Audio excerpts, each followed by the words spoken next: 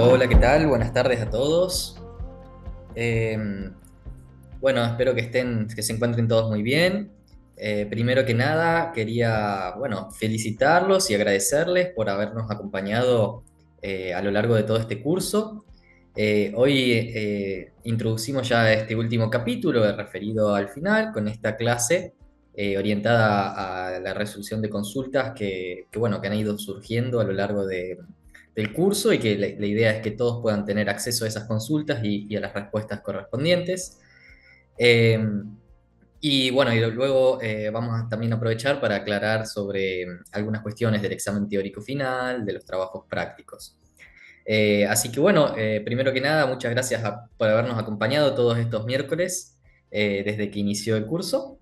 Y también para agradecer, por supuesto, nuevamente a todas las sociedades que nos han acompañado, la Sociedad Uruguaya, la Sociedad Mexicana, la Sociedad Argentina de Física Médica, a la Comisión de Física Médica del Colegio de Ingenieros de Guatemala, el Colegio de Físicos de Costa Rica, la Sociedad Uruguaya de Radioprotección, al FIM, a la Sociedad de Física Médica Chilena, la carrera de Física de la UNSA, a BOFIM y la Asociación Boliviana de Protección Radiológica, la Sociedad de Oficiales de Protección Radiológica de Chile y la Universidad del Norte Santo Tomás de Aquino.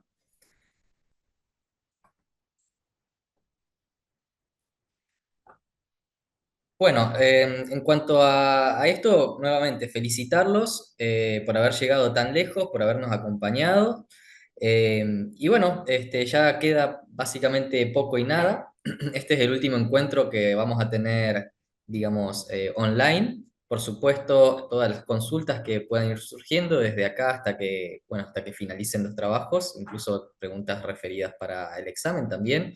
Ya tienen nuestros correos y pueden contactarnos sin ningún tipo de problema, ¿sí? Así que este, la idea es hablar un poco de cómo va a ser el examen teórico. El examen teórico va a estar habilitado una serie de días, no va a ser en un horario definido en un determinado día, sino que va a haber un rango, digamos, de tiempo para poder resolverlo. Este rango va a comenzar el miércoles 10 de diciembre y se va a extender hasta el sábado 13 de diciembre inclusive, ¿sí? Esto obviamente el miércoles desde las 0 horas hasta las 23:59 del sábado, considerando la zona horaria utilizada en Argentina, ¿sí? Esto no es un dato menor porque encontramos que hay participantes y inscriptos del curso que son de diversos países, así que por favor tengan en cuenta esos horarios, sobre todo si están poco jugados bueno, justamente con el cierre del examen. La plataforma que vamos a utilizar para el examen va a ser un formulario de Google. El link lo vamos a encontrar en el módulo 5 del aula virtual, en el módulo 5 de Proyecto Final y Aplicaciones Prácticas. Así como también vamos a subir un documento referido justamente a estas cuestiones que estoy mencionando ahora para que queden expresas y puedan volver a verlo si tienen alguna duda. La modalidad principal va a ser de múltiple opción en su gran mayoría, y va a haber alguna que otra pregunta a desarrollar, pero serán las menores, digamos. Lo que respecta a las devoluciones y calificaciones, bueno, van a ser devueltas y enviadas a sus respectivos correos electrónicos con los que se han inscrito. Y finalmente, para aquellos que no lo hayan aprobado, que se aprueba con un 70%, o que no hayan podido realizarlo en esa franja de tiempo, hay una instancia de recuperación que va a ser en enero del año próximo. Y referido al contenido que se va a evaluar en el examen, va a ser el contenido que se ha dado en las clases, que están todas subidas en el aula virtual, así como también el material bibliográfico que se ha utilizado para cada una de ellas, y haciendo obviamente hincapié en las principales recomendaciones internacionales, como, bueno, como hemos visto ya el NSRP, algunos documentos de la AAPM, etcétera, ¿sí? Sobre todo en aquellos que son cálculos de blindaje específicos, por ejemplo, para PET, que se usa el TG-108, y así. A ver, la idea del examen no es tanto tomar preguntas de definiciones, sino la idea es que cada uno de ustedes sepa dónde encontrar en qué herramientas encontrar las respuestas, porque el día de mañana la verdad es que muy probablemente no se acuerden de estas cosas de memoria y van a tener que buscarlas, entonces es importante que sepan dónde las pueden buscar. Y eso es lo que más nos interesa a nosotros al momento de hacer esta evaluación teórica, perdón. Bueno, y referido a lo que es el trabajo práctico final, como ya hemos mencionado, la idea es no quedarse únicamente con una formación teórica, si bien en nuestras clases nosotros hemos resuelto algunos casos. em, a modo de ejemplo, digamos, la realidad es que cada cálculo de blindaje, cada diseño de blindaje es muy particular. Entonces, la idea es que ustedes puedan aplicar en vista ya sea a una refacción del centro donde trabajen o a diseñar uno completamente nuevo desde cero, que puedan aplicar todos estos conocimientos, que tengan la libertad de elegir sobre qué equipos, sobre qué sistemas trabajar. Eh, y bueno, poder llevar un poco más allá de lo teórico todos estos conocimientos que han ido adquiriendo. Eh, bueno, ya han sido contactados y ya se han formado los distintos grupos para hacer este trabajo final. Y como saben, hay una fecha tope para la entrega del mismo, que es el miércoles 25 de febrero del 2026, a las 23:59 horas, nuevamente en la zona horaria acá utilizada en Argentina. Pero bueno, obviamente, si ustedes ya han ido trabajando y ya lo han resuelto o lo tienen resuelto antes de esa fecha, e incluso mejor si pueden enviarlos, porque en el caso de que haya algunas correcciones, pueden ser revisadas a tiempo, digamos, y las pueden corregir. Así que no se sientan limitados por esta cuestión de la fecha límite o fecha máxima para la entrega.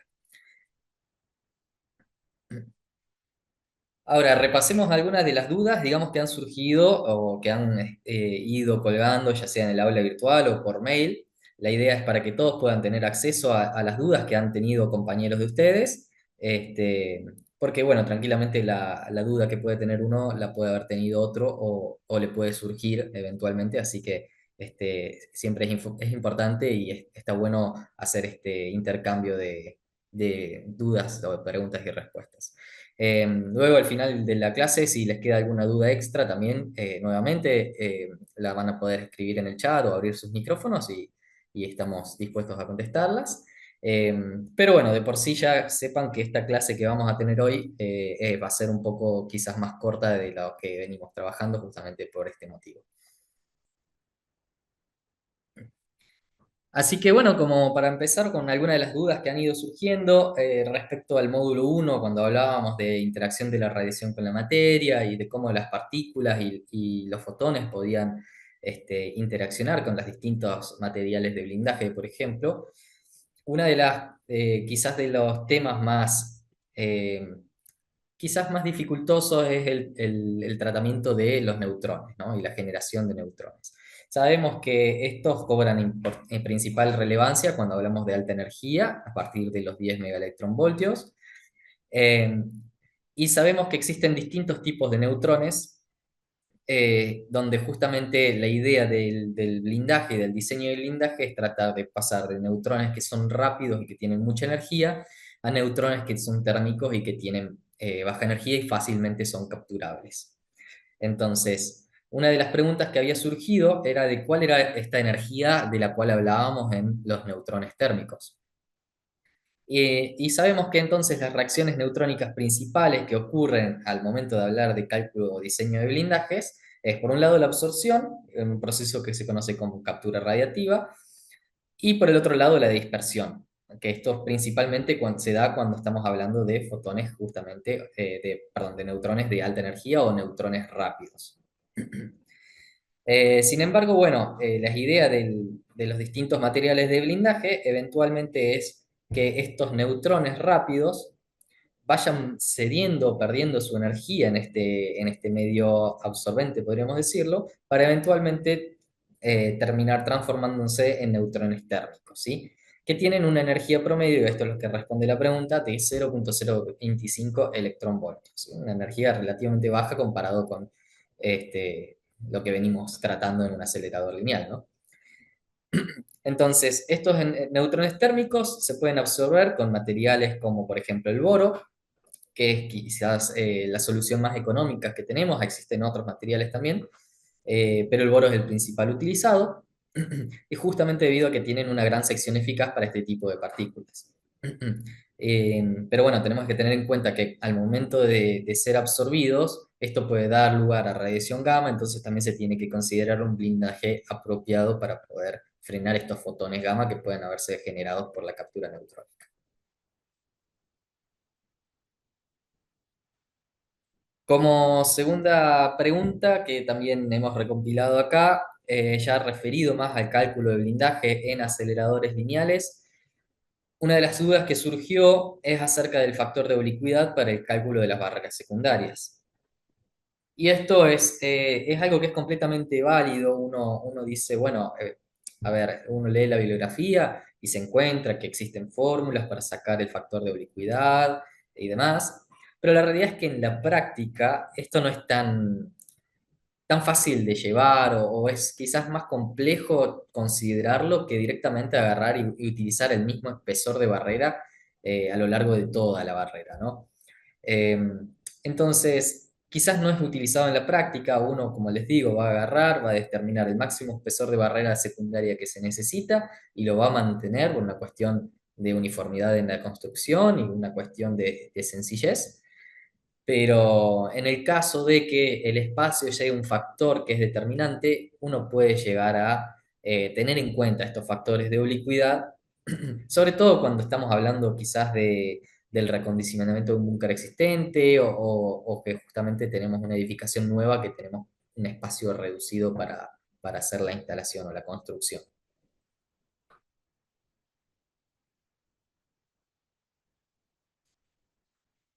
Este fue un caso que está bastante interesante de analizar también, que está referido a una configuración de búnkers espejados, que en realidad es algo que es bastante común, digamos, en el ámbito clínico, encontrarse con un búnker al lado del otro que comparten una barrera.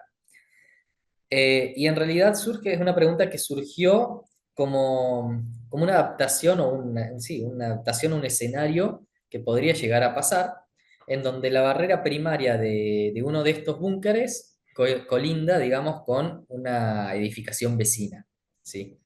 Entonces, la duda ocurría de la siguiente manera.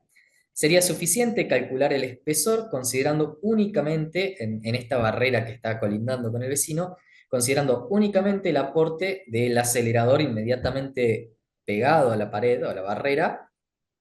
¿O sería necesario también incluir el posible aporte que podría dar el acelerador que está en el búnker espejo?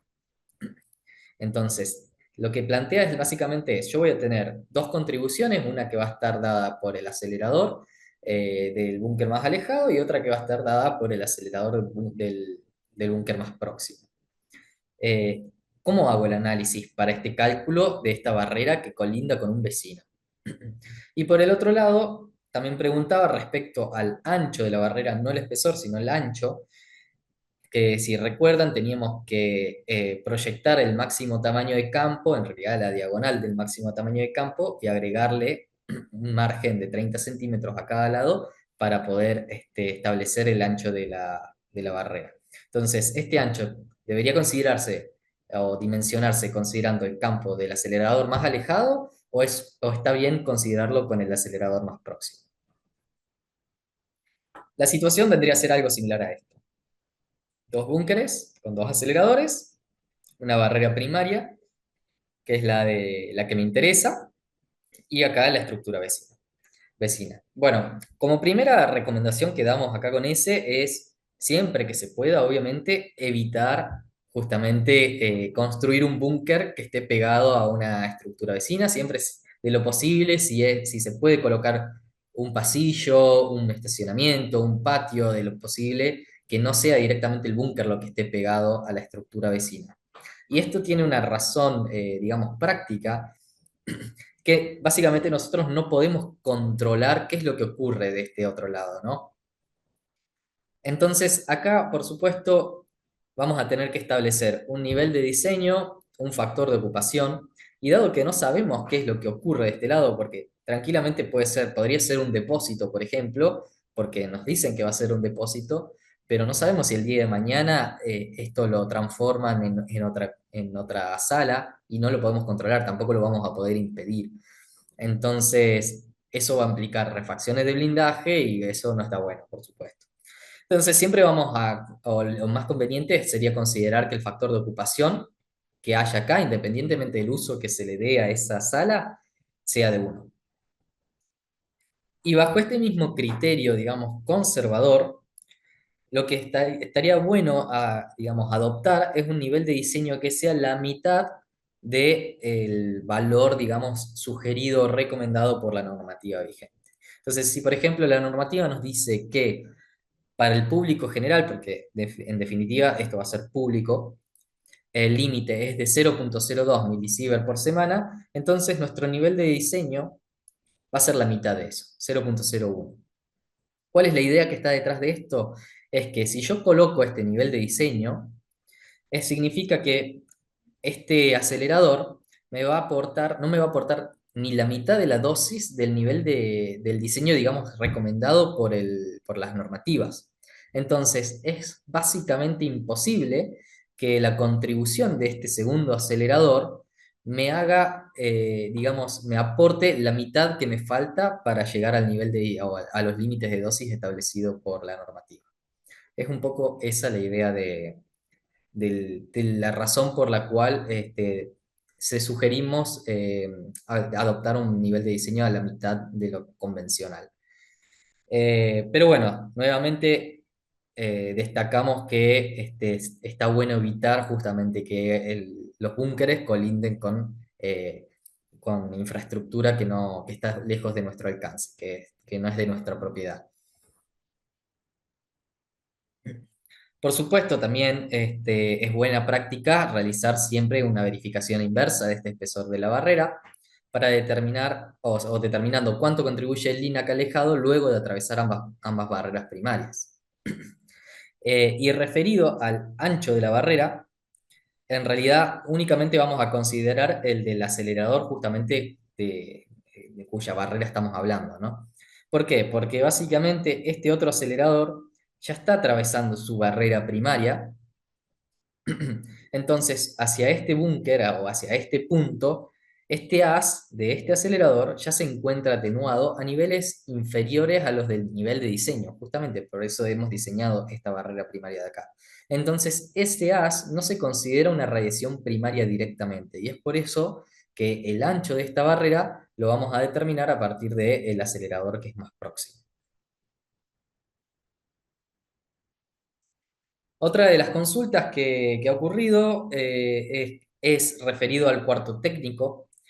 Sabemos que hay marcas de aceleradores que tienen o que destinan un cuarto técnico dedicado justamente a las máquinas o a los sistemas de sus aceleradores lineales.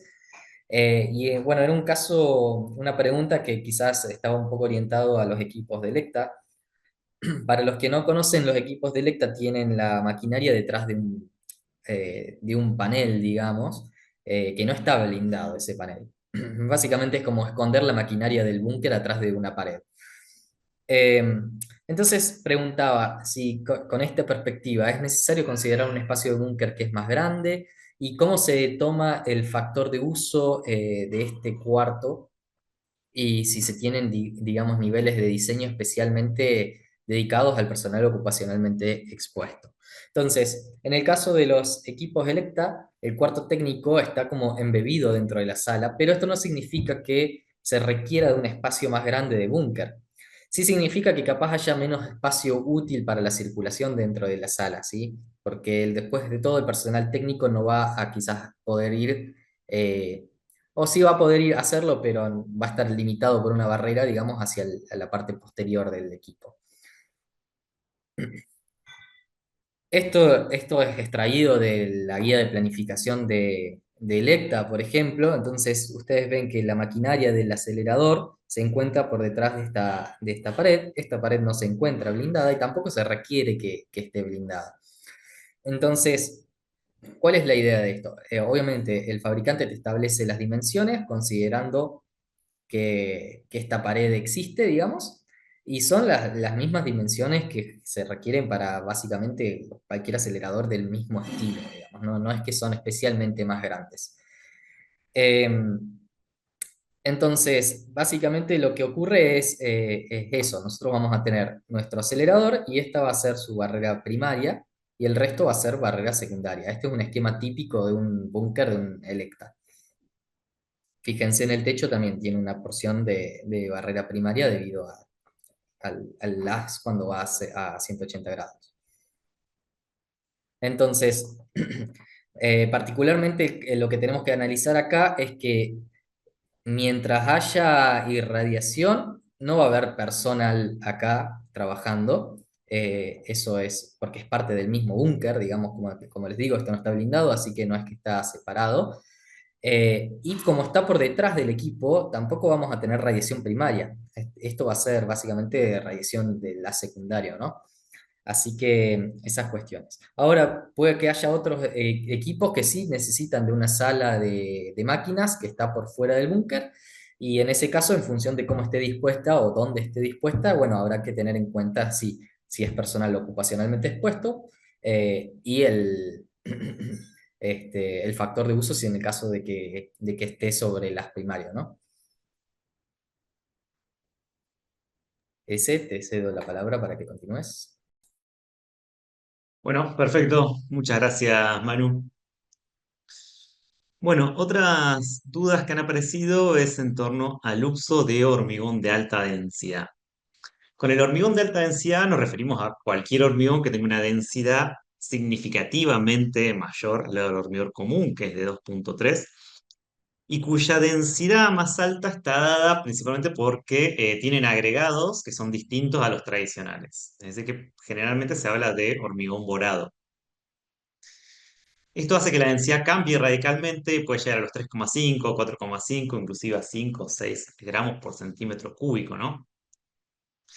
Ahora, en nuestra región, ustedes, y de acuerdo a los países en los que se encuentren, tienen que conocer si existen, si esto es o no una posibilidad, es decir, la de generar hormigón de alta densidad, la de tener una constructora que sea capaz de, o que esté habituada a hacer estos tipos de agregados especiales que salen del hormigón convencional. Si tiene la expertise, ¿no? Y uno, por lo tanto, la confianza en este tipo de trabajos. Pero la duda surge principalmente porque todo lo que salga fuera de lo convencional no lo vamos a encontrar en la bibliografía tradicional, ¿no? Como vemos, el hormigón normal es el que se encuentra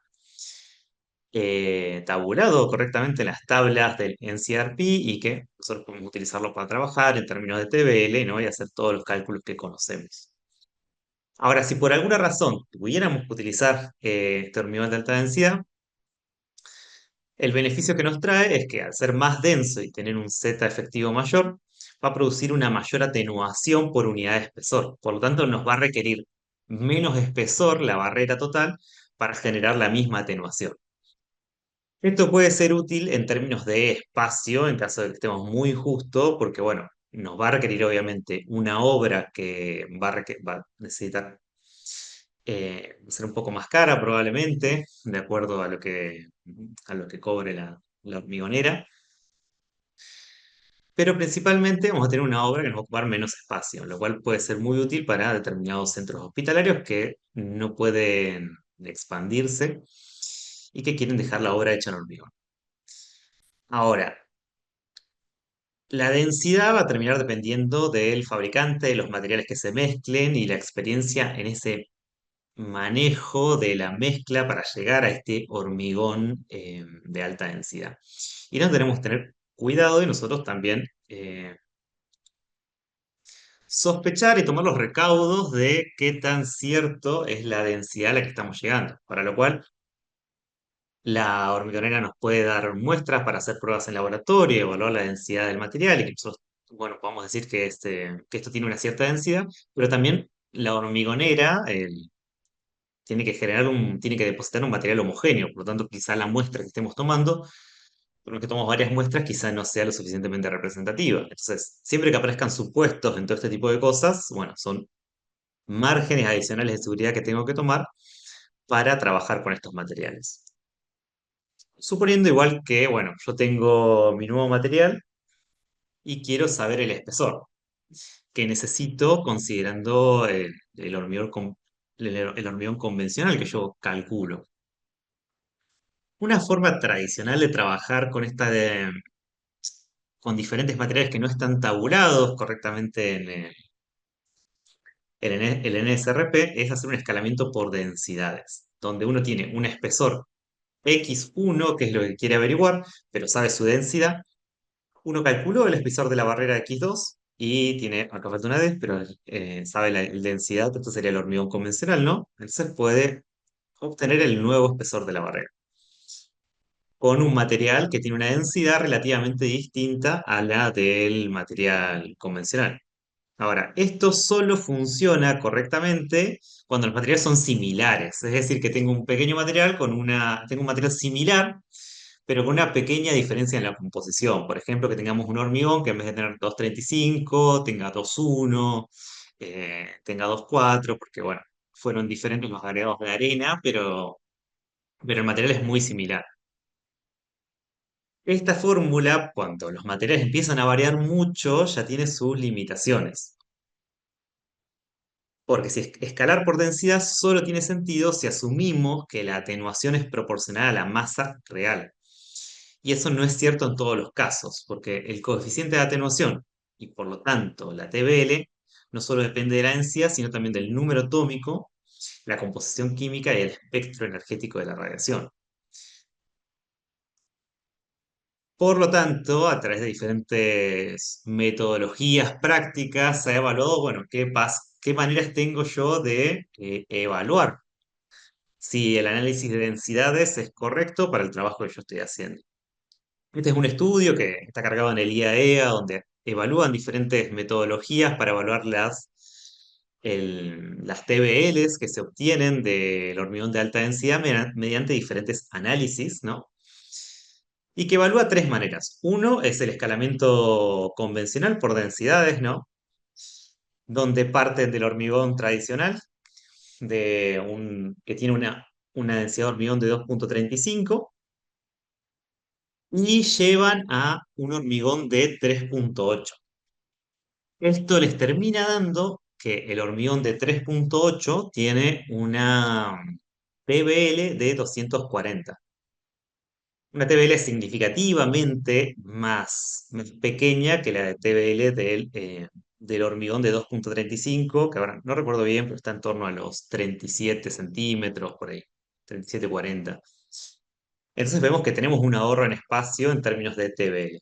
Esto es escalándolo y haciendo la fórmula anterior, escalando densidades. Otra metodología que hicieron fue hacer mediciones empíricas, es decir, por hacer placas de material e irradiarlas en el LINAC y medir la transmisión que se estaba generando al haber irradiado las placas del material. Acá hay otras incertidumbres que se generan porque, bueno, no hay radiación dispersa que está en el ambiente que puede ser medida y por lo tanto va a terminar aportando. Puede que no sea del todo representativo este tipo de estudio, pero lo que les terminó dando es que les da una TBL de 174 milímetros. Mucho, una diferencia bastante grande.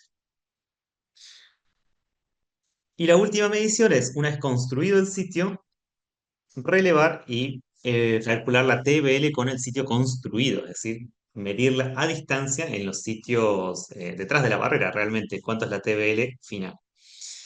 Finalmente, la TBL que les da midiendo in situ post construcción es de 215 milímetros. Como vemos, es un poco más pequeña que la TBL calculada por densidades. Esto nos indica que para estos casos de hormigón de alta densidad, escalado en alta densidad, se puede llegar a subestimar la capacidad real de atenuación del material. ya que no solo está cambiando la densidad, sino que se está cambiando la composición química del material, y ese material está atenuando más de lo que uno piensa, porque este hormigón que se estaba analizando era un hormigón morado. Por lo tanto, este escalado por densidades termina siendo conservador en relación a lo que realmente está atenuando el material. Eso es lo que concluye este análisis, este trabajo de investigación que se realizó, que se encuentra colgado en la página del IAEA. Dado que uno tiene estas incertidumbres en los cambios en las composiciones químicas. Ahora, siempre recordar que a mayor incertidumbre tengamos, mayor debe ser este margen de seguridad que estamos considerando, ¿no? Porque en este caso estábamos trabajando, se está haciendo un análisis con un material concreto de alta densidad de 3,8. Nuestro primer análisis dio 2,4, eh, y nuestras TBL reales rondaban los 370, 400 milímetros. Entonces, sí está bien hacer una corrección por densidades, en este caso, valiéndonos de que el material generalmente va a producir una mayor atenuación de la que estamos considerando, y está bien tomar el valor más conservador, e inclusive si tenemos dudas sobre todo del valor de densidad que nos están informando desde la hormigonera, desde la fábrica del hormigón, bueno, podemos hacer análisis en laboratorio y también hacer consideraciones, bueno, quizá no tomar este 3,8, tomar 3,5, ser un poco conservadores en los valores que se tomó o en el valor de hormigón que finalmente se va a terminar volcando y los espesores de la barra. De nuevo recordando esto, ¿cuánta certeza tengo yo de todo el proceso de la fabricación de ese hormigón? Pero de nuevo, no hay tantas fábricas que se dediquen a hacer este trabajo de hormigón de alta densidad. Es un trabajo bastante especial, entonces se debe evaluar si vale o no la pena el riesgo y si es realmente necesario hacer ese ahorro de esos centímetros en la obra que se está realizando. Otra pregunta que ha aparecido es qué pasa si se está modificando un búnker que ya está construido, se quiere colocar un acelerador nuevo y bueno, no hay tanto espacio, entonces bueno, una de las ideas es complementar esa barrera con plomo. Bueno, acá entramos en el mundo de las barreras laminadas, ¿no? Entonces uno tiene que tratar estas barreras de esa manera. Esto está bien explicado en el NSRP, qué consideraciones hay que tener, sobre todo cuando se agrega plomo, porque recordemos que el plomo es un material de alta densidad. Y para aceleradores de alta energía, si el plomo está directamente contra la barrera, puede ser un generador de neutrones. Entonces, eso es una consideración importante que hay que tener en cuenta a la hora de manipularlo, si se va a usar, de qué lado de la barrera va a estar. Pero supongamos que es un acelerador de baja energía, entonces no tenemos tanto este problema de los neutrones. ¿Cómo se trabaja esto de las barreras? Es que lo que hay que hacer es tomar como referencia el factor de transmisión que queremos calcular. Este factor lo podemos calcular tranquilamente de la misma manera que venimos trabajando siempre. Ahora, ya existe una barrera de hormigón. Y como ya existe una barrera de hormigón, yo puedo hacer un cálculo inverso y evaluar cuál es el factor de transmisión de mi barrera existente. Es decir, cálculo B. Con ese valor de transmisión de la barrera existente, yo puedo aplicar la fórmula que aparece en el NSRP para barreras laminadas, donde el factor de transmisión total, que es este que yo calculé, sin ningún tipo de barrera, simplemente considerando la atenuación que yo quiero generar, va a ser igual al factor de transmisión del plomo por el factor de transmisión del hormigón, que esto es lo que ya existe. De esa manera puedo despejar el factor de transmisión requerido del plomo y en función de eso y en función de las TBL del plomo, volver a calcular el espesor que se requiere del plomo. De esa manera es que estoy calculando los espesores de plomo adicionales que tengo que agregar a las barreras sin hacer conversiones en términos de, como lo hicimos anteriormente, de conversiones de densidades entre plomo y hormigón, porque son materiales muy distintos. Y las conversiones entre uno y otro material se deben hacer en términos de los factores de transmisión requeridos, ya que las TBL son específicas del material y de la energía, y las conversiones por densidades no aplican directamente a este tipo de modificaciones de un material al otro. Es decir, yo no podría tomar este B total, pasarlo a hormigón y de hormigón calcularlo cambiando las densidades directamente a plomo.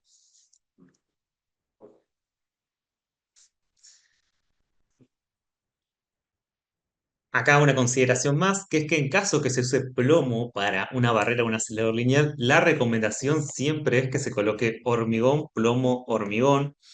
Esto es porque, por más que hoy se pueda estar pensando por un acelerador de baja energía, siempre tengo que pensar a futuro qué va a suceder con esa sala. Hoy la tendencia es a que todos los aceleradores son de baja energía. No quiere decir que eso no pueda cambiar en el futuro. Vemos muchos aceleradores de 6 MeV, pero no quiere decir que en un futuro la tendencia cambie y empiecen a aparecer aceleradores de 25 MeV. Entonces es recomendable, si se va a colocar plomo como una barrera, es colocarlo en sándwich. De esa manera, eh, como el plomo es un generador de neutrones, al impactar el haz primario,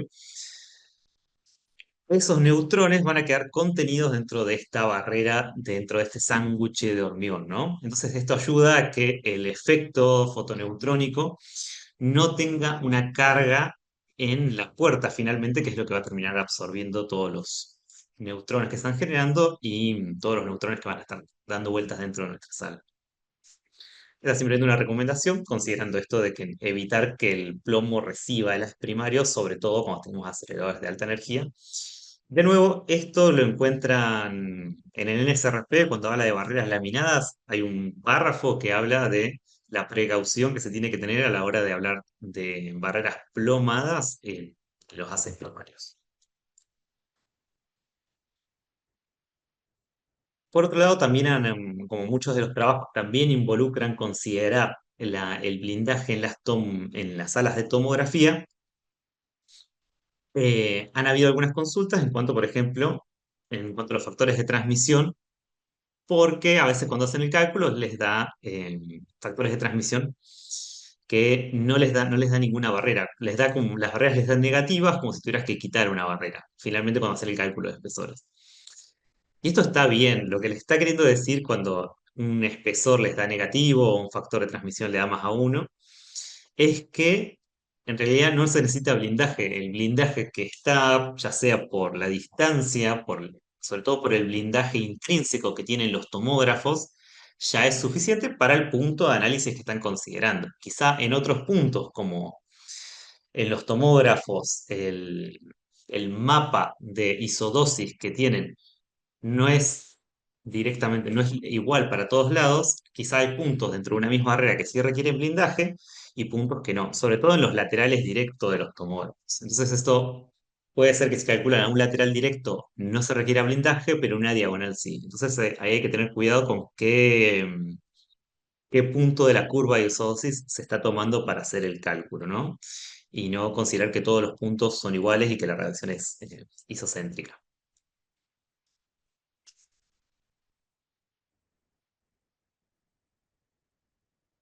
Esto, por ejemplo, es el dibujo de una curva de isosis. Como vemos, en los laterales del tomógrafo, la radiación cae brutalmente. Por lo tanto, si acá hubiera quizá una barrera y uno está analizando directamente en el lateral, puede que les dé que no necesita blindaje. Pero si extendiéramos esta pared en todo este lateral, quizá en este punto sí necesita blindaje. Entonces, en ese sentido hay que tener cuidado. Lo recomendable es hacer un blindaje uniforme, sobre todo porque suele suceder de que los tomógrafos quizá después se los mueve, se los gira, eh, la disposición final no es exactamente como está en el plano, entonces está bueno tener recaudos de no de ir tan fino y poner barrera y luego no poner barrera, ¿no? Entonces, eso es una consideración técnica con eso. Otras preguntas que han ido surgiendo es en torno al manejo de estas curvas de isodosis, ¿no? Y que siempre son curvas que deberían ser otorgadas por el fabricante, ya sea en un equipo usado o un equipo nuevo, uno debería poder llegar al fabricante y que el fabricante les indique las curvas recomendadas para el equipo específico que ustedes están trabajando. Hay muchísimos equipos, ¿no? Dando vueltas de tomografía, entonces hay que seleccionar el correcto. Y siempre uno debe analizar, bueno, qué condiciones de referencia tienen estas curvas de isosis y cuáles son nuestras condiciones reales de trabajo, ¿no? siempre siendo conservadores en términos de la energía máxima, el tiempo promedio y el MAS promedio por estudios y la cantidad de estudios que yo voy a realizar por semana para poder escalar correctamente estas curvas de isodosis. Entonces, de alguna manera, uno tiene que hacer un relevamiento de la cantidad de pacientes que va a tener por semana y escalarlos en términos de cantidad de escaneos de 40 milímetros. Esto sirve para poder hacer multiplicación por la cantidad de escaneos que están utilizando. Por ejemplo, si planteamos tener 45 pacientes por semana y que en promedio los estudios tendrán una longitud de 160 milímetros, entonces necesito multiplicar mis pacientes por un factor de colimación de 4, ya que es la relación entre 160 y los 40 milímetros, que es a lo que estaba escalado la curva de isosis anterior. Entonces, cada estudio que se está haciendo nuestro de 160 equivale a 4 de estos de 40, ¿no? Esto nos da 180 pacientes por semana. Sin embargo, hay que considerar el posible porcentaje de estudios de contraste, por ejemplo, porque no todos los estudios de tomografía son una única imagen, a veces las imágenes se repiten. Entonces, todo esto tiene que estar considerado para terminar obteniendo la cantidad real de escaneos por semana que se van a terminar realizando en la institución. Con ese número final es que se puede hacer el escalado de las curvas de isodosis. Por ejemplo, si tomamos esta curva de 10,4 microarray por escaneo, lo multiplicamos por los MA en relación a los MA de referencia y lo multiplicamos por la cantidad de escaneos por semana, vamos a terminar obteniendo el resultado final que son las curvas escaladas. Obviamente esto yo lo repito para cada uno de las curvas de isodosis y termino teniendo mi curva de isodosis escalada en mis condiciones reales en términos de mi carga semanal de trabajo. Luego esto uno tiene que montarlo sobre el plano para poder hacer los diferentes análisis en las diferentes dimensiones que se está trabajando. Pero lo más importante es tener criterio a la hora de hacer este cálculo de la carga de trabajo. Luego simplemente multiplicar. Pero bueno, si tienen dudas en cuanto a eso, obviamente después lo vamos viendo. También ha pasado que, bueno, muchos, y esto también habla mucho de la tendencia en cuanto a los aceleradores lineales, empiezan a aparecer mucha gente que trata con el reacondicionamiento de un búnker existente y como nuevo equipo elige un acelerador autoblindado como, pues, como es el Halcyon, por ejemplo, de Varian. Es un equipo que está diseñado para ser compacto, está simplificado en muchas cuestiones. Por ejemplo, que podría ser un giro de camilla o un acelerador convencional, ¿no? Este equipo está un poco más acotado en ese sentido, sin perder demasiada capacidad operativa, ¿no? Es un buen equipo, pero le permite entrar en búnkeres pequeños. Esto ayuda bastante a ser instalado en búnkeres que ya tenían un acelerador, que quizá era un acelerador más sencillo, un lugar de cobalto otro búnker pequeño y instalarse correctamente. En ese caso está perfecto, el acelerador está diseñado desde un punto de vista de diseño de producto para ubicarse en esos lugares, pero si, y esta es una recomendación por ahí para algunos grupos que lo han empezado a trabajar, cuando tratan de hacer un búnker desde cero, y obviamente siempre que no sea una limitación en el espacio y en lo económico en relación al búnker que quieren construir, una recomendación siempre es hacer un búnker que luego pueda contener otros aceleradores, porque quizá lo que es un búnker para un Halcyon en sus dimensiones mínimas no permitiría que entre, por ejemplo, luego, no sé, un Trubin o otro equipo de mayor porte eh, que quizá con los años sea un equipo que se quiera tener para reemplazar el Halcyon, por ejemplo. Entonces, siempre y cuando el proyecto lo permita, está bueno guardarse ese gap de espacio en el búnker, de nuevo porque uno no sabe cuál va a ser la tendencia de acá a 10 años, cuando haya que cambiar el equipo, y ese búnker probablemente esté por muchos más años y vea muchos equipos pasar por dentro de él, entonces es importante tener estas consideraciones. Y lo iremos hablando con los diferentes grupos a medida que vayan proyectando sus trabajos. Otra consideración, también otra duda que ha aparecido, es qué pasa cuando tengo servicios de medicina nuclear, y estos servicios de medicina nuclear son conjuntos, ¿no? Que tenemos un servicio de un SPET con un PET dando vuelta. Entonces, ¿qué pasa? En estas salas van a convivir diferentes radionucleidos, cada uno con su energía y con su vida media específica, ¿no? Como puede ser el flúor 18, galio, yodo, tecnecio, ¿no? Supongamos los más comunes, que serían un flúor 18 para el caso de PET y tecnecio y yodo para el SPET.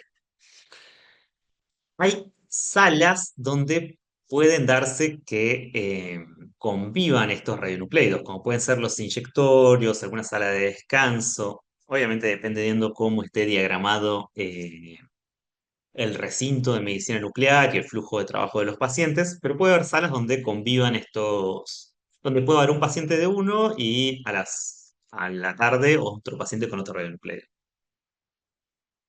Ahora, la carga de trabajo semanal, que es la cantidad de radiación que contiene ese recinto a la semana, va a ser la contribución de todas las prácticas de radionucleidos que ocurren en esa semana. Por lo tanto, tengo que considerarlas todas.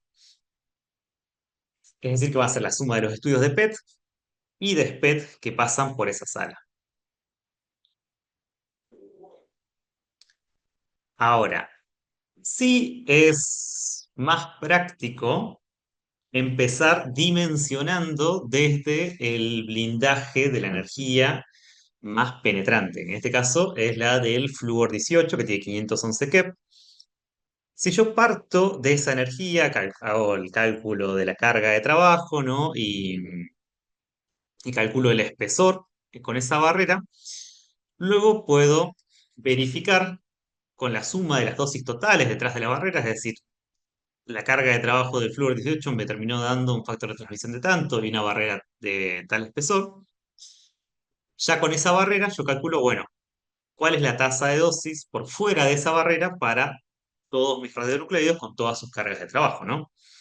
De cada uno va a tener una carga de trabajo específica en función del número de pacientes que vaya a tratar en la semana, de cada uno de estos radionucleidos, ¿no?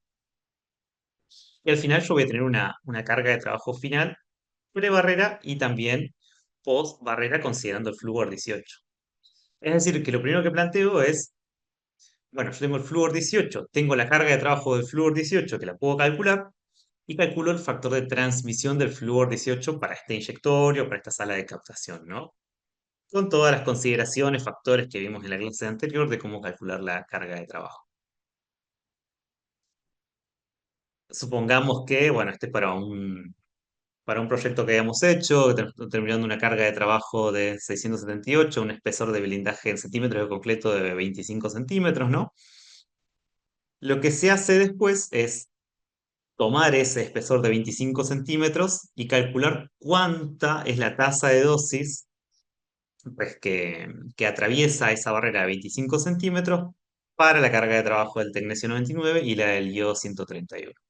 Y evaluar si es necesario colocar más o menos blindaje, ¿no? Directamente, como ya directamente esas paredes se habían estimado que iban a ser de 30 centímetros, por ejemplo, quizá no es necesario hacer mayores agregados de blindaje. En fin, lo que tienen que hacer es recalcular las tasas de dosis atenuadas de cada radionucleido usando sus TBL específicas y luego sumar las contribuciones atenuadas, es decir, después de la barrera, para verificar que sean menores a P. Porque siempre la mayor contribución la van a tener con el radionucleido más potente, que sería en este caso el del PET, salvo que tengan una carga de trabajo muy baja, y bueno, ahí se puede ver, pero en general va a ser la que va a estar definiendo este tipo de atenuadores. Y bueno, hasta acá las dudas que han comentado. Igual voy a ver el grupo en el chat porque creo que había algunas más. También quería saludar a Gustavo Sánchez. eh, Gustavo Sánchez, que está acá conectado, nuestro profe también invitado. También si quiere prender, no sé si está escuchándome ahora.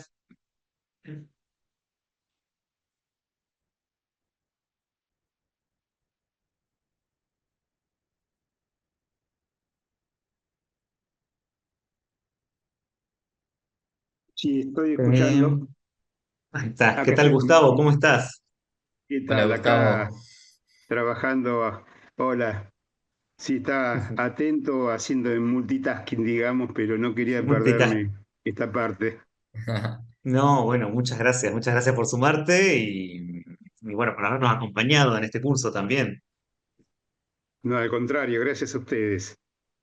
Este, Vi perdón, de refilón, no sé si ya está Ujú. contestado algo del tema de cómo se clavan el plomo. Es toda una técnica, pero en realidad el plomo en las instalaciones de rayos X se pega con cosas, un material especial, solapándolo, y después lo que hacen es, generalmente se le tapa con Durlock para que tenga una terminación que no se vean las discontinuidades.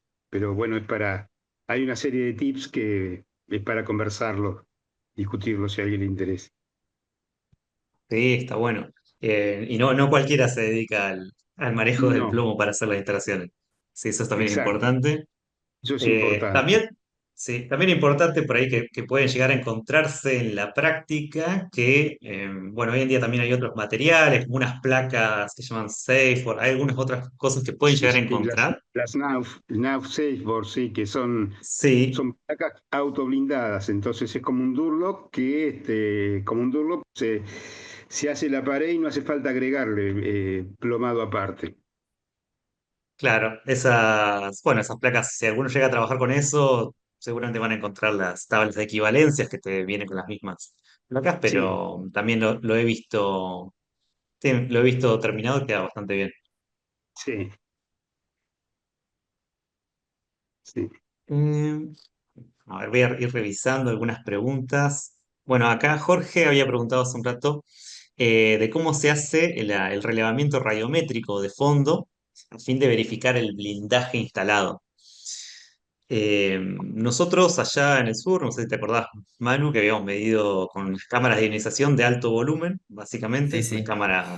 son las cámaras que visualmente parecen como si fueran un Geiger, son grandes, grandes, no son como no tienen el volumen de las radioterapias, son cámaras de más de 200 centímetros cúbicos, pueden llegar a 1800 centímetros cúbicos, y es esto lo que se utiliza ya que tiene una alta sensibilidad a bajas tasas de dosis, que esa es la clave, ¿no? Porque lo que estás viendo es radiación de fondo, son muy sensibles, así que bueno, hay que tener cuidado a manipularlas y también verificar qué es lo que se está midiendo. Pero las pueden encontrar así como medidores, cámaras de ionización ambientales, las pueden encontrar, por ahí no confundirás con un Geiger, pero son cámaras de ionización específicamente.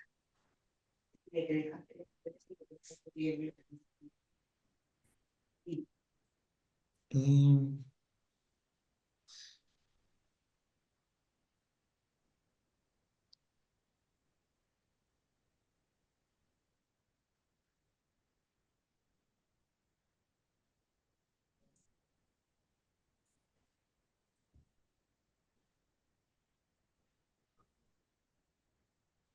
después, si alguien quiere abrir el micrófono, obviamente siéntase libre. Acá voy leyendo. ¿Qué tal? Buenas tardes todos. ¿Puedo hacer una consulta? Sí, adelante. Qué amables, Por muchas supuesto. gracias. José Luis Sánchez, su servidor. Un gusto. Ya, por ahí tengo escuchado la referencia de algunos de los clientes que a la hora de cotizar el hormigón para su construcción de su búnker, ellos se encuentran con que el solo hecho de ir de un concreto ordinario de 2.2 a uno de, vamos a decir, alta densidad de 2.35 como mínimo, el presupuesto se va al doble. Eso es lo que me han referido. Y, y eso pues obviamente es mucho en términos ya económicos, ¿verdad? Eh, de que prácticamente por solamente poner agregados adicionales que suban la densidad física de 2.2 a 2.35 como mínimo, pues se les vaya al doble o más el presupuesto. Entonces, la pregunta que hacía yo en el chat hace unos minutos era, ok, si yo les pongo 2.2 y solamente compensando con un espesor extra que viene del cociente de las densidades en primera aproximación, pues obviamente el costo ya no se va al doble, pero tal vez un 20% y no más. Y eso al final pues tendría que ser válido. ¿Es así? ¿Ustedes cómo lo Eh, resuelven este tema de cuando digo, supongo que ya es lo mismo en cuanto Ujú. a los presupuestos de un concreto de 2.35 o más como mínimo? Sí, en relación al concreto que sería ordinario 2.2, sí, con hacer la relación de densidades está bastante bien. Eh, Así que no habría mayor problema porque sí, es verdad que puede haber si la fábrica de hormigón no tiene la capacidad de generar ese hormigón de 235 a un precio que sea considerable o coste efectivo en relación al proyecto, ¿no? Sobre todo considerando esto que me decís que se va al doble, está bastante bien hacer esa consideración. Es- sí, se Y tratan de materiales que son similares, ¿viste? Una de las aclaraciones que habías hecho, entonces uno podría llegar a considerar la escalación de densidades respecto a la fórmula que planteaste vos, justamente vos ves. Bien, ok, de acuerdo. Incluso no sé si dentro de la audiencia hay alguien que haya tenido una referencia en cuanto al costo relativo, digo, no términos absolutos, pero decir, no sé, se sube un 100% más o se sube al triple, o en el caso quizá de alguna de las personas de la audiencia, digan, bueno, en mi caso sí puedo conseguir concretos 235 por un precio semejante, que eso me gustaría saber si han tenido alguna referencia en ese sentido a alguien de los participantes.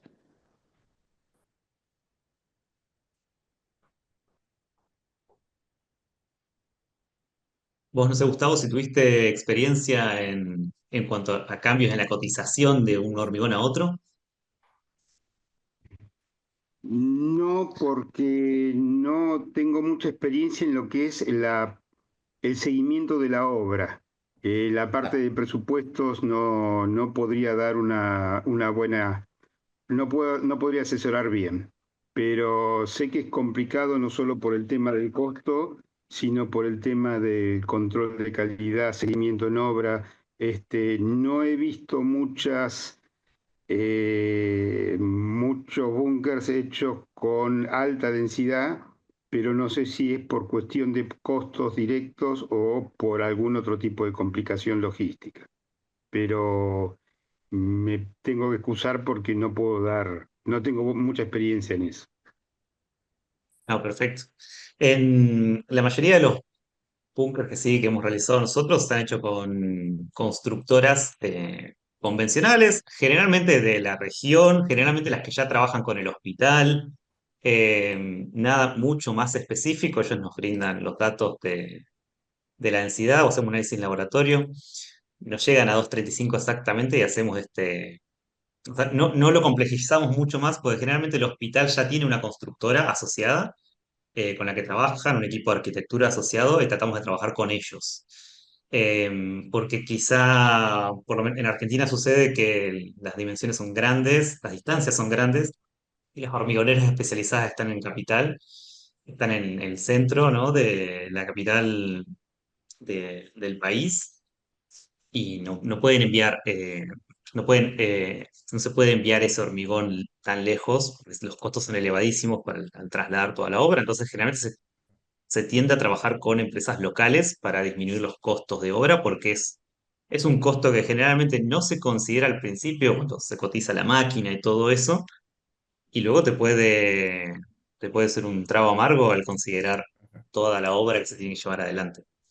Así que sí, generalmente nosotros solemos trabajar con el hormigón que tengamos a disposición en el lugar, con una empresa de confianza del usuario y hacer estas consideraciones por densidad y no complejizarnos mucho en ser tan estrictos en el 2.35 y en buscar el hormigón específico Claro.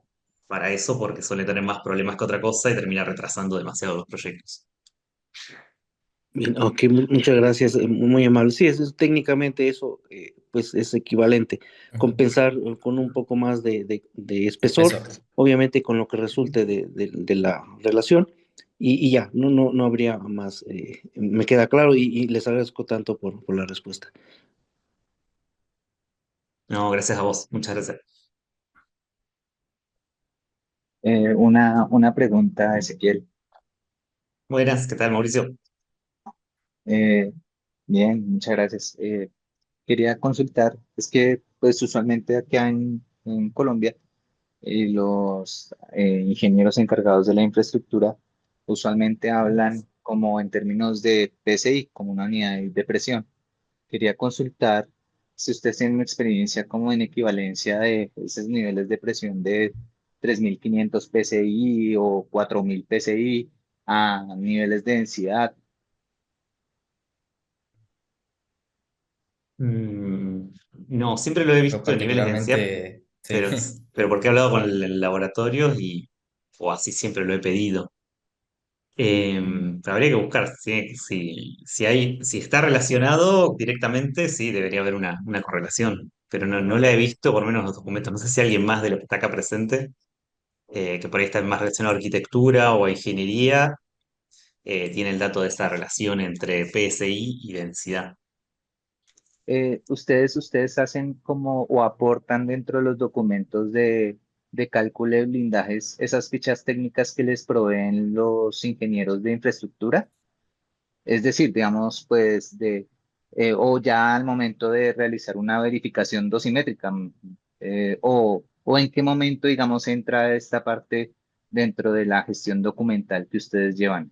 Es decir, digamos, como sentar de que efectivamente sería dentro de una verificación, ¿cierto? Más adecuadamente. Sí, en lo que sucede, por lo menos yo voy a hablar acá más de la experiencia personal, es que uno hace primero una primera memoria, la memoria de cálculo lo que te habilita es al permiso de construcción, ¿no?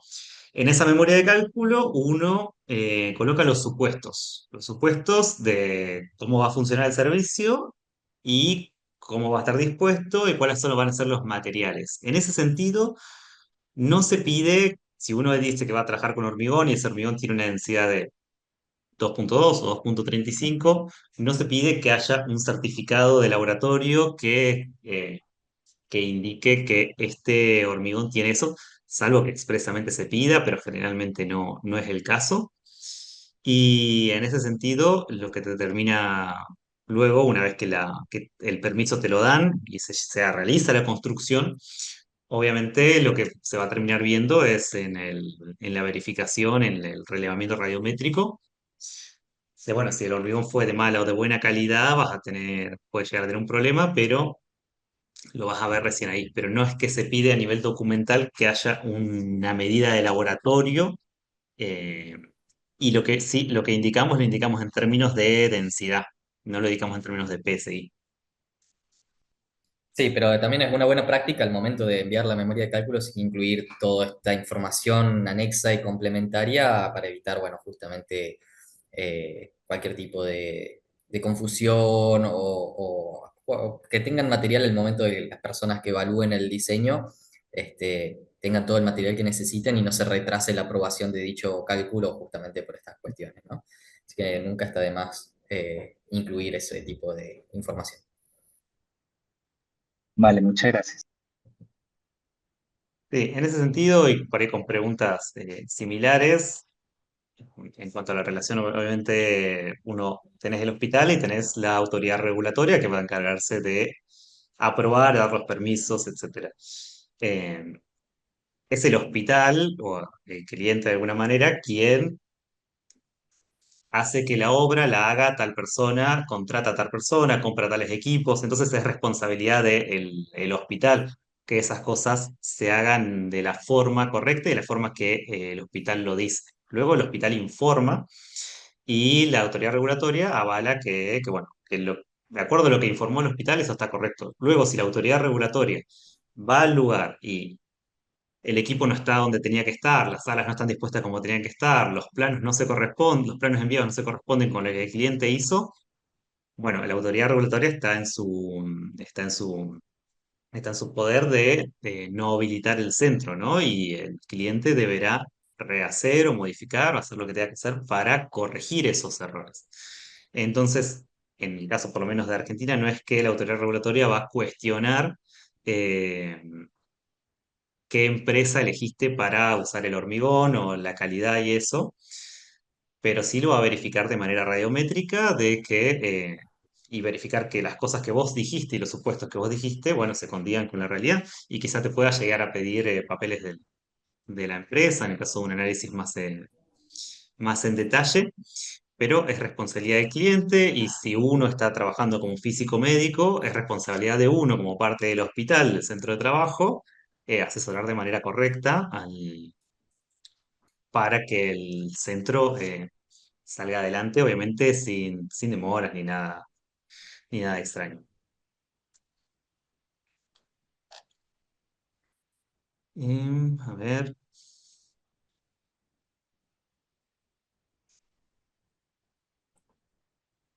Acá, se pregunta si hay alguna página donde encuentren valores de tasa de dosis de los distintos tomógrafos.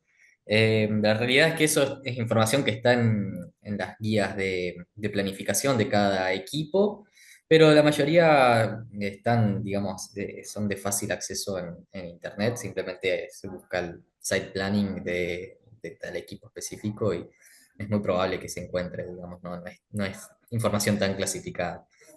Sí, Pero salvo no equipos más conozco yo al nuevos, por ahí. menos, sí, Perdón, no, sí. Sí, perdón, me gustaría hacer una observación. Ujú. sí. Las curvas de los tomógrafos las tiene que dar el fabricante. Si es un tomógrafo nuevo, eso se consigue, lo consigue el fabricante. El problema es cuando a veces se ponen tomógrafos usados y hay que buscarlo. Bueno, se usan curva de isodosis de modelos similares o de alguno que sea más grande. Pero el NSRP 147 da también un método alternativo que es no usando curva de isodosis, sino los las dosis en tomografía, los diferentes índices de dosis, donde es CTDI. algo absolutamente analítico. No se usan las curvas de isodosis. Yo normalmente lo hago con uno y lo verifico con otro para ver que no haya diferencias. Excelente. Sí, Gracias, también eso es Gustavo. algo alternativo. Muchas gracias, Gustavo. Ah, si me permiten, ahí en esa pregunta que me Sí. pareció interesante, ya esto que comenta Gustavo es de hecho una práctica común hoy día, si nos referimos al 147 del NSRP, allá pues se habla de una tasa de Kerman aire a 1 metro, ¿verdad? Y que es Ujú. genérica, es decir, es independiente de la marca o de la casa comercial de donde provenga el equipo. Entonces, esto en lo personal me ha parecido muy práctico, ¿verdad? Y claro, esto que acaba de comentar Gustavo es algo que no he venido haciendo, pero creo que lo voy a implementar, de hacer un cruce de información, es decir, usar ambos enfoques y simplemente para dormir tranquilo, ¿no? Y saber que es Ujú. consistente el resultado que he obtenido. Pero sí, me parece muy, muy práctico y en el CRP 147 creo que es una buena opción analítica, soportando el comentario Y, de Gustavo. Creo que esto perdón, valdría la pena. y bueno, permítanme spoilear un poquito el resultado. En general, el método del ICRP da dosis, da menos dosis que el método de las curvas. Digamos, si lo, lo planificamos, lo diseñamos con el método de curva de isodosis, teniendo en cuenta que hay curva de isodosis para abdomen y para cerebro, hay que hacer un promedio ponderado, pero siempre da valores más altos con ese sistema que con el del NSRP. Generalmente el NSRP tiende a ser menos conservativo, a sobreestimar menos los valores. Es un poquito lo que he visto, digamos. Pero bueno, es Mejor que la sobre que metodología. falte. Exacto, Sí. exacto. Sí, eso está bueno, tener una verificación secundaria por otro cálculo, como también siempre tener a alguien, a un físico secundario que también pueda hacer un cálculo redundante para verificar lo que uno hace, ¿no? Sí, siempre está bueno tener alguna manera de verificar al menos. Sí, exacto.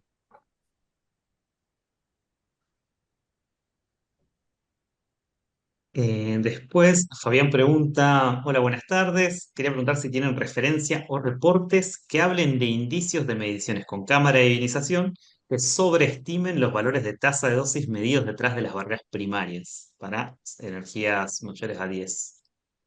No sé si vos, Gustavo, ¿sabés algo de esto?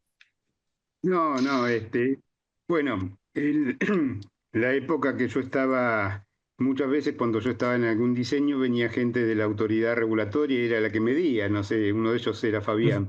No lo medíamos tanto nosotros, pero no, valores sobreestimados no. Lo que pasa que cuando, cuando uno hace el diseño, el cálculo de blindaje, bueno, asume una cierta cantidad de- de- usa una serie de parámetros, hace una serie asume ciertas cosas, pero en la práctica después para medir lo que tendría que hacer es preparar un experimento que no siempre se hace, es decir, medir, apuntar en ciertas condiciones, con o sin fantoma, a cierta distancia, con cierto tamaño de campo, con cierta tasa de dosis y decir, prever por cálculo cuál debería ser el resultado de ese experimento, no el resultado que dio en la memoria de cálculo. Con ese experimento, con esa barrera que calculamos, cuánto deberíamos medir y después comparar con lo que medimos. Ese experimento, todo ese procedimiento, lo he hecho pocas veces realmente, porque lo que se hacía era, bueno, se mide, los valores son congruentes, son aceptables por la autoridad y listo. Así que no podría contestar responder a esa pregunta, es decir, si sobreestima o no sobreestima, porque no tengo contra qué compararlo, contra qué tipo de mediciones. Claro, perfecto. Permiso, no sé si me escuchan. Sí. Sí, ¿Se te escucha? Perfecto. Ah, perfecto. Sí, no, a lo mejor no, al escribir la pregunta no. Este, yo lo que quería saber era si justamente si habían tenido algún indicio o algún reporte de alguien, porque es verdad lo que dice Gustavo, hasta antes de la pandemia prácticamente los usuarios no se ponían a medir los blindajes. Con el tema de la pandemia, como se necesitaba igual habilitar centros y los inspectores de la autoridad no podían hacer las inspecciones, empezaron a ver la forma de conseguir sus cámaras de ionización calibradas debidamente y hacer mediciones en el lugar mientras la gente de la autoridad los miraba por Zoom. Este, entonces empezaron a hacer mediciones propias y en algunas ocasiones algunas personas decían que, por ejemplo, para 6 MeV, cuando ponían el haz apuntando directo hacia la barrera primaria y medían, obviamente, del otro lado, ¿no? Para 6 MeV, todo concordaba con el espesor que estaba calculado y que estaba ya construido. Pero cuando medían para 10 y 15 MeV, encontraban que los valores que le daba la cámara de ionización eran un poco mayores a los que la cuenta del NSRP 151 indicaba. Obviamente para ese mismo espesor.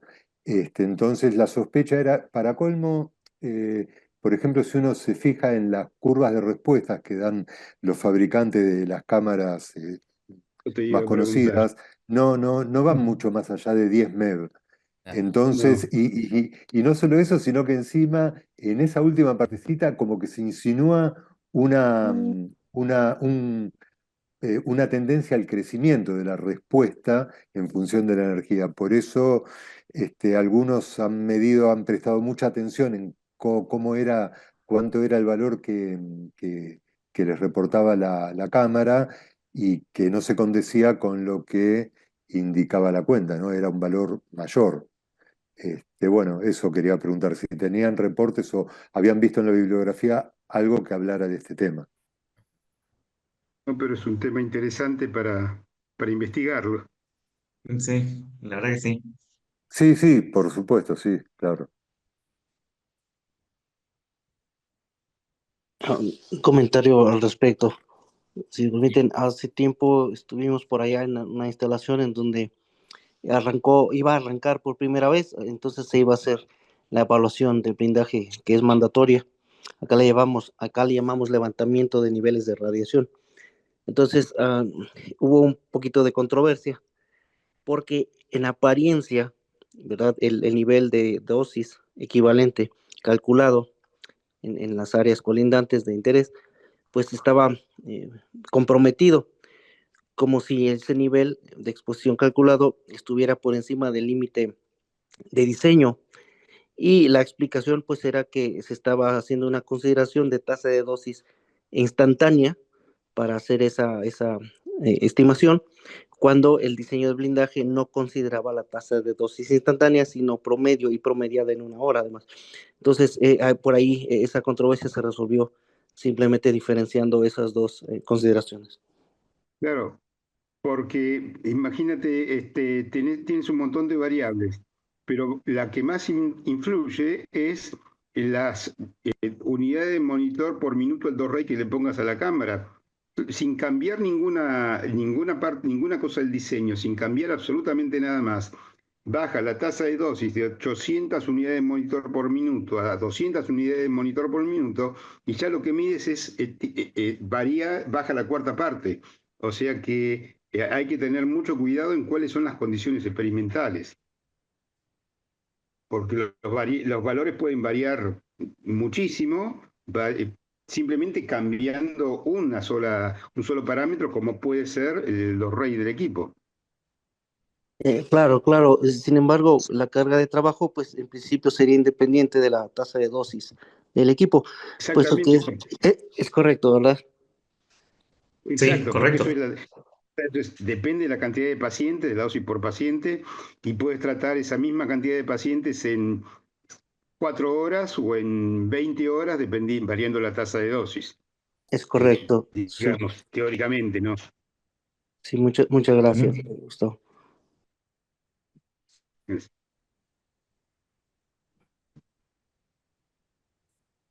Bueno, perfecto, che. Ya está.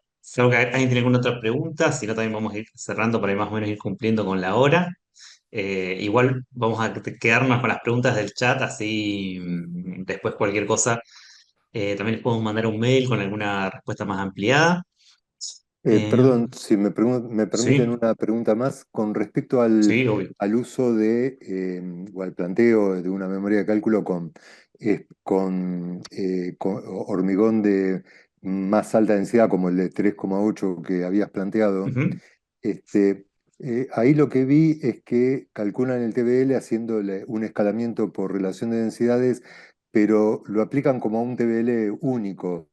Supongo que lo mismo se hace para TBL1 y TBL de equilibrio, ¿no? Sí, exacto, exacto, Ok, exacto. ok, ok, perfecto.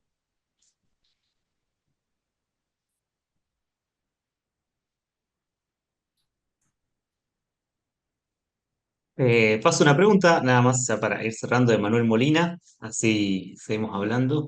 Manuel Molina dice, buenas a todos. Según lo que menciona Fabián, lo único que podría objetar es que nuestras cámaras debidamente calibradas son en condición de pleno haz, con equilibrio electrónico. La pregunta que yo haría, ¿cuál es la mínima tasa de dosis que pueden detectar adecuadamente? Otro detalle, según comprendo, la calibración tiene sustento en coeficientes que no se cumplen detrás del blindaje, con lo cual no veo viable sugerir la emisión con una cámara de ionización si es que hablamos de una tipo fármaco. Claro, no, hablamos de una cámara distinta que no son específicamente, no son las mismas que se utilizan para evaluar Claro, el haz del claro, son equipo de radioterapia, las ¿no? cámaras para mediciones ambientales. Claro, sí, sí, sí, son mucho más Este, grandes y mucho El más. sí, volumen es sin diferente embargo, porque 0,6 centímetros cúbicos medís un montón de dosis, pero en un haz. Con 0,6 claro. centímetros cúbicos fuera del búnker no medís absolutamente nada. Pero bueno, muchísimas gracias a todos, muchísimas gracias a todos por la charla de hoy, Gustavo, por sumarte, la verdad, muchísimas gracias a todos los que nos han acompañado. Igual quedamos en contacto, ya sea Perdón, por mail, ese, seguro. Sí, perdón, antes sí, de te que escucho. cierres, me gustaría pedir a ver si se animan a prender las cámaras para hacer una foto final antes de que se vayan y después haces todo el cierre. El examen final es el miércoles 10, se va a activar el formulario en la plataforma y va a estar habilitado hasta el sábado 13, hasta que concluye el día del sábado. ¿Sí? Tengan presente que hay diferencia horaria, así que el formulario puede ser que cierre antes de lo que es para ustedes las 12, ¿sí? 12 de la noche. Otra pregunta que había surgido es el examen es teórico, práctico, no, teórico, perdón, nada más, es un formulario con respuestas múltiples y alguna que otra para completar. Va a haber una instancia para recuperar cualquier cosa en enero. y el examen práctico va a ser ya en febrero, se entrega ahí. Muchos ya lo fueron ahí corrigiendo. Muchísimas gracias a todos. Ahora sí, ese Manu los dejo cerrar. Bueno, muchísimas gracias a todos, muchísimas gracias por habernos acompañado. Obviamente quedamos en contacto por mail, por LinkedIn, a nuestro WhatsApp, o sea, no duden en contactarnos, sobre todo porque esto es algo que vamos a ir charlando, diferentes proyectos y las preguntas van surgiendo a medida que uno va trabajando en esto, es la realidad. El examen sea netamente teórico y así con una gran franja horaria, simplemente para que ustedes tengan tiempo a buscar las preguntas, buscar las respuestas en el material bibliográfico, sepan dónde buscar, como que agarren cancha en ese sentido. Así que por cualquier duda, igual que vayan teniendo con esto, estamos ahí a disposición. Quiero agradecer acá a mi colega, Manu, a Joa, que está ahí detrás de Ex Científica, a Gustavo por habernos acompañado, a todos ustedes por haber participado en todo lo que ha sucedido. ¿Los videos se pueden descargar? Pregunta Manuel. Creo que no, creo que solo se pueden ver desde la plataforma, si no me equivoco. Después lo podemos ver a eso. Y muchísimas gracias a todos ustedes, a todas las sociedades por habernos acompañado. Ha sido un gustazo trabajar con ustedes y charlar con ustedes. Y bueno, seguimos hablando. Muchísimas gracias a todos. Muchas gracias y felicitaciones a todos.